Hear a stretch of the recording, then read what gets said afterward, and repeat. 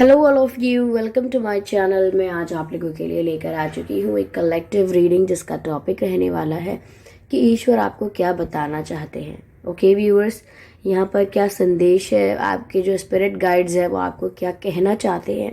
Okay, क्या message है जो आपको इस वक्त सुनना चाहिए, आपके लिए नेसेसरी है, वो सब हम यहाँ पर जानने की कोशिश करेंगे।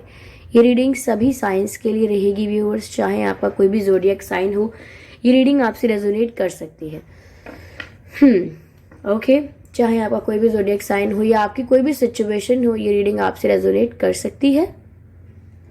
साथ ही साथ ये रीडिंग सभी एज ग्रुप के लोगों के लिए है, चाहे आपकी कोई भी उम्र हो, आपकी कोई भी एज हो, ये रीडिंग आपसे मैच कर सकती है। ओके, और ये रीडिंग टाइमलेस रहेगी, यानी जब भी आप इस वीडियो तक पहुंचेंगे ये आपसे तभी रेजोनेट करेगा। फिर चाहे आप इस वीडियो तक 1 साल, 2 साल, 5 साल, 10 साल, कितने भी महीनों या कितने भी हफ्तों बाद पहुंचे हैं, आप जब भी इस रीडिंग को देख रहे हैं ये आपसे तभी रेजोनेट करेगी।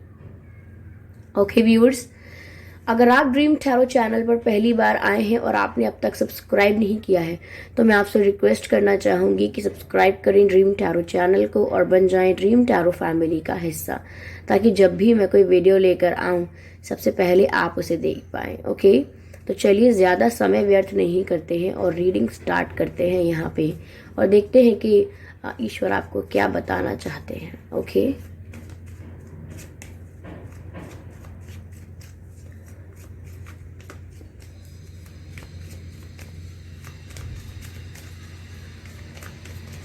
spirits please guide us, spirits please guide us। और साथ ही साथ मैं एक बात कहना चाहूँगी कि जो लास्ट वीडियोस आए थे उसमें आई थिंक मैंने इंग्लिश वर्ड्स का, ये सेंटेंसेस का कुछ ज़्यादा प्रयोग किया था, जिसकी वजह से आप में से काफ़ी लोगों को समझने में, रीडिंग को समझने में कठिनाई हुई।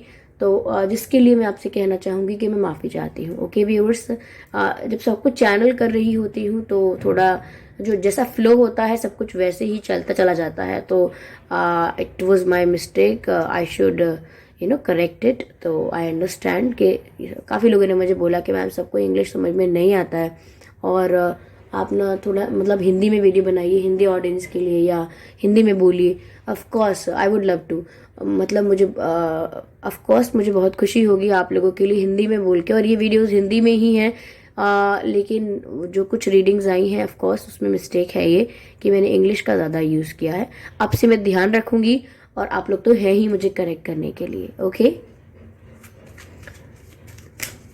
चलिए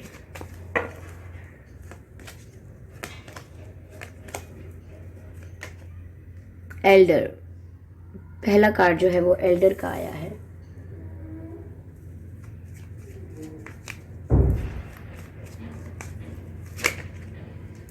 शमान,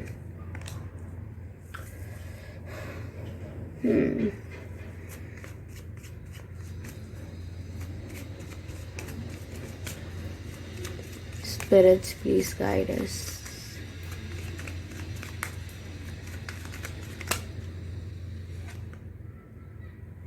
sun card, beautiful।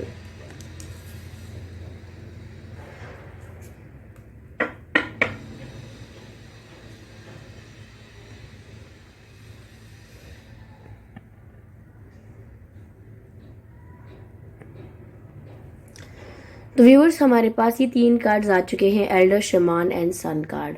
तो यहाँ पर ईश्वर जो आपको बताना चाहते हैं, the first thing is that कि जो पहली चीज़ है वो यह है कि यहाँ पे आपको ना अपने एंसेस्ट्रल पैटर्न्स के बियॉन्ड जाने की कोशिश करनी होगी, विच मीन्स, जिसका अर्थ है कि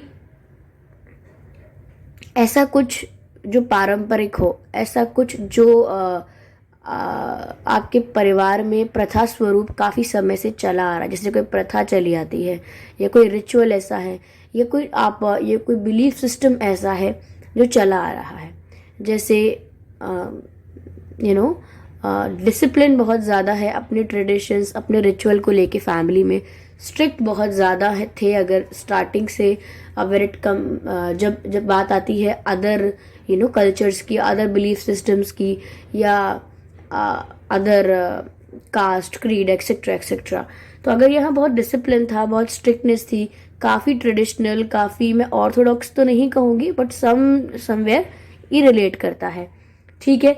तो कुछ ऐसे पैटर्न्स हैं, कुछ ऐसे प्रथाएं और परंपराएं हैं जो काफ़ी समय से आपके परिवार में चली आ रही हैं, but now it is important कि आप उनके बियॉन्ड कुछ करेंगे। ओके, यहाँ ऐसा लग रहा है कि कुछ रूल्स, कुछ रेगुलेशंस, कुछ ऐसी परंपराएं आप तोड़ने वाले हैं जो आज के समय के लिए आपको अनुकूल नहीं लगती। यू डोंट फील, आपको ऐसा लगता नहीं है कि ये चीज़ें आज फॉलो करना ज़रूरी है। ओके, आप सहमत नहीं होते हैं उन पुरानी परंपरा, रिचुअल या सिस्टम से।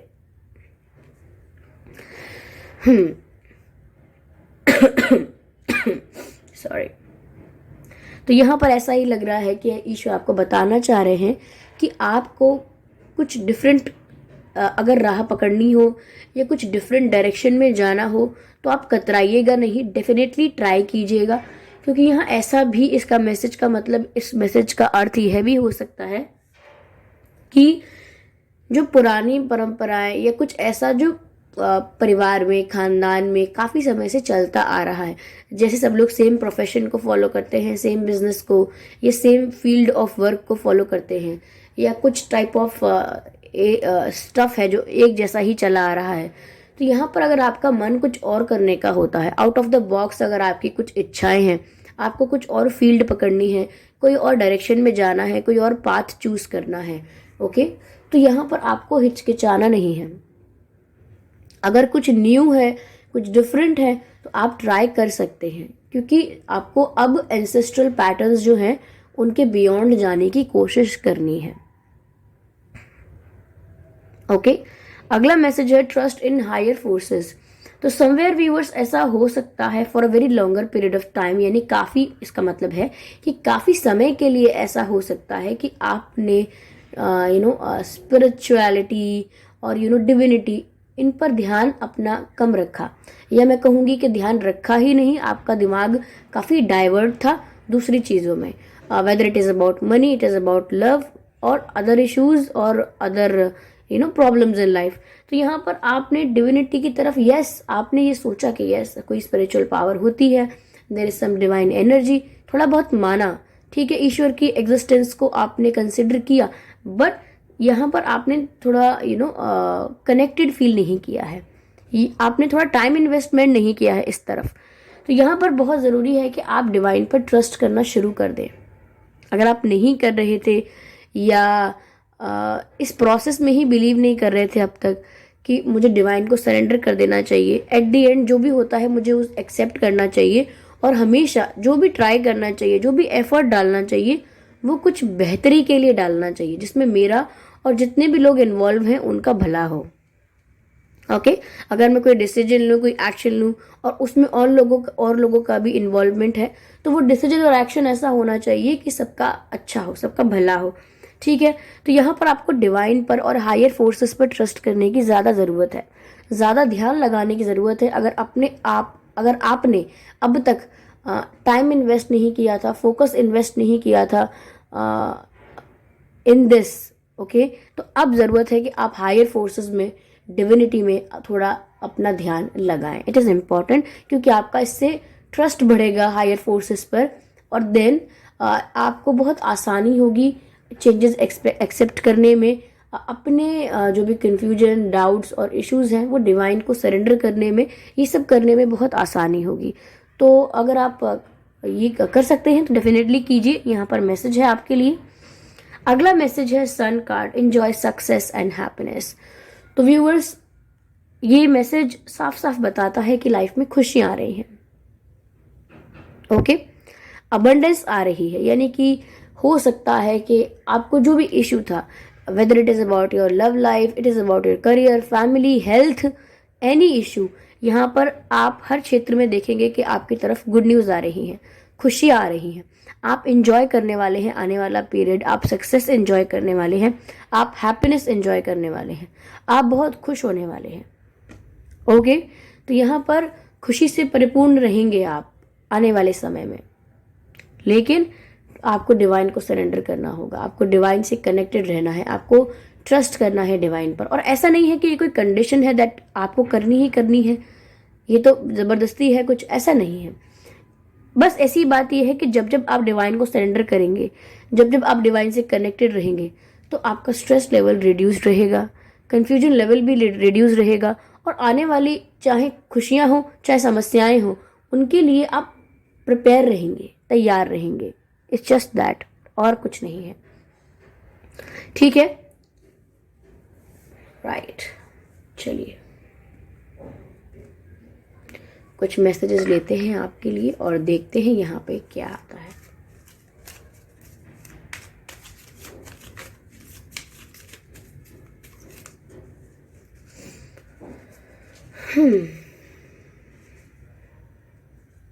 दिस कार्ड क्या कहता है? ये कार्ड कंट्रोल, कंट्रोल का कार्ड आया है viewers. Control, control.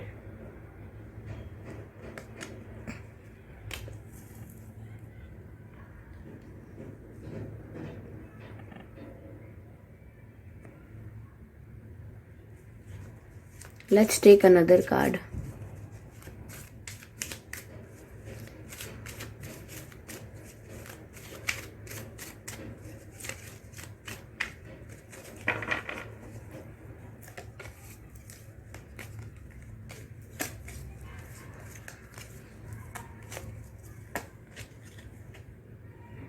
Receptivity.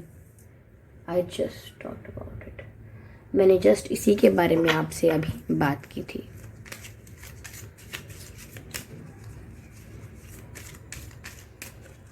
Just one more card and we are done.